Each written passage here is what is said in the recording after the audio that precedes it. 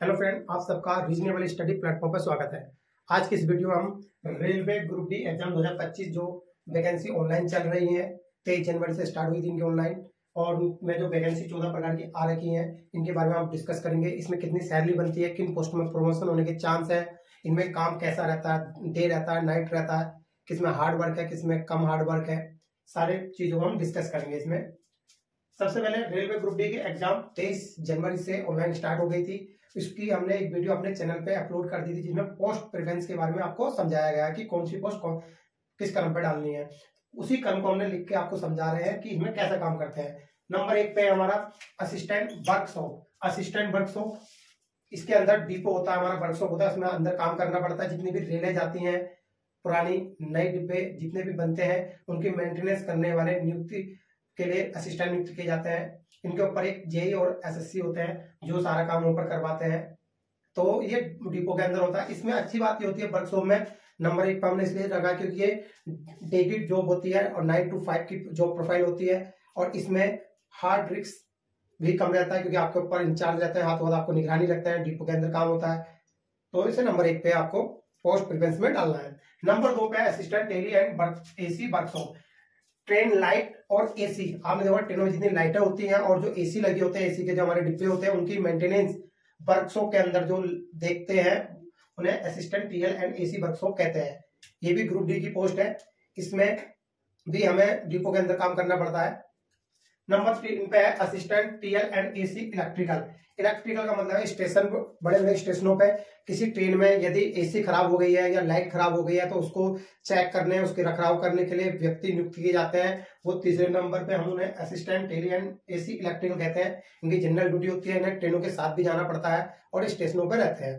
तो इसे हमने नंबर 3 पे रखा है। बहुत अच्छी जॉब प्रोफाइल है इसकी, और इसमें डे और नाइट दोनों होती है। ऊपर की जो दोनों पोस्ट है उनमें सिर्फ डे की जॉब होती है। फिर है पॉइंट्समैन बी। पॉइंट्समैन बी को हम स्टेशन मास्टर का हेल्पर कहते हैं। ये क्या करता है, स्टेशन मास्टर के हेल्पर के रूप में नियुक्त होता है, जो स्टेशन पर आने वाली जितनी भी ट्रेनें होती हैं, चाहे गुड्स गार्ड हो, गुड्स ट्रेन है या पैसेंजर ट्रेन है या एक्सप्रेस ट्रेन है, उन सबको सिग्नल लाल और हरी झंडी लेकर खड़ा रहता है स्टेशन मास्टर की जगह पे। उन्हें हम पॉइंट्समैन बी कहते हैं। और ये स्टेशनों पर जितने भी पॉइंट्स रहते हैं उनको बनाने में भी सहयोग करता है स्टेशन मास्टर के। ये बहुत अच्छी जॉब प्रोफाइल मानी जाती है और ये स्टेशन पे ही रहते हैं। और इनकी जॉब 8 घंटे की होती है और 8 से 12 घंटे की भी हो सकती है, और डे और नाइट दोनों होती है। इसे पॉइंट्समैन बी को 4 नंबर पर हमने रखा है। Assistant carriage and wagon CNW।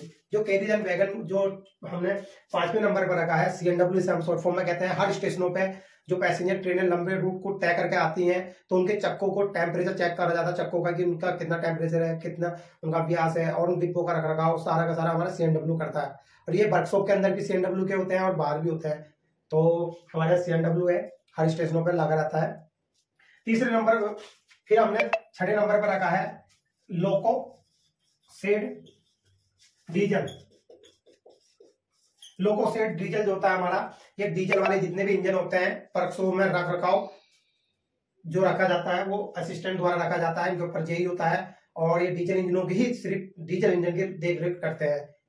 फिर हमारा 7वें नंबर पे है लोको शेड इलेक्ट्रिक।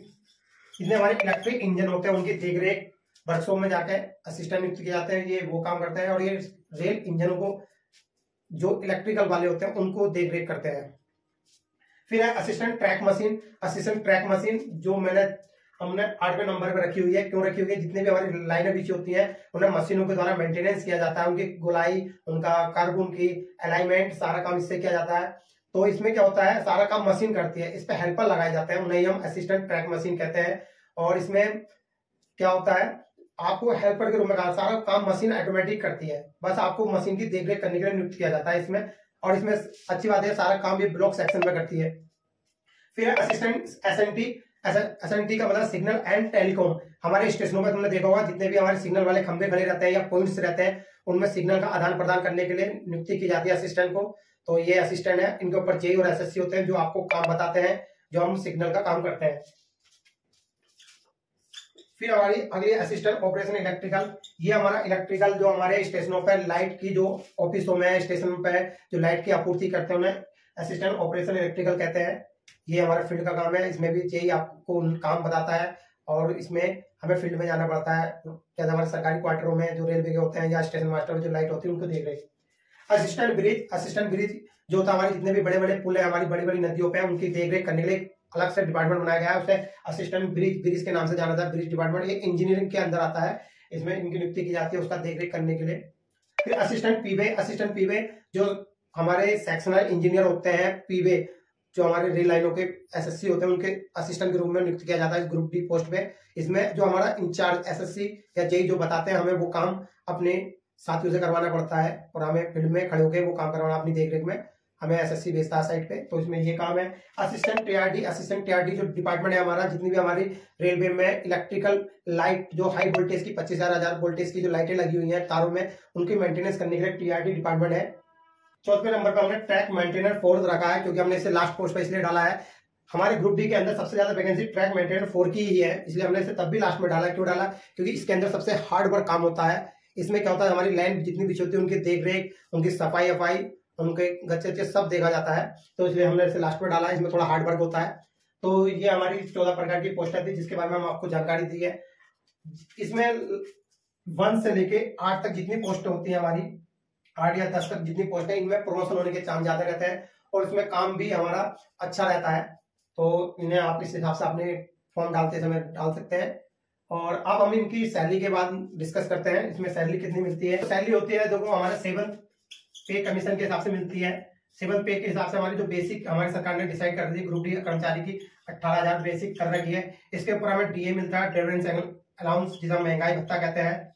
इसी के ऊपर हमें HRA मिलता है, हाउस रेंट मिलता है। इसी के ऊपर हमें TA ट्रैवलर अलाउंस भी मिलता है।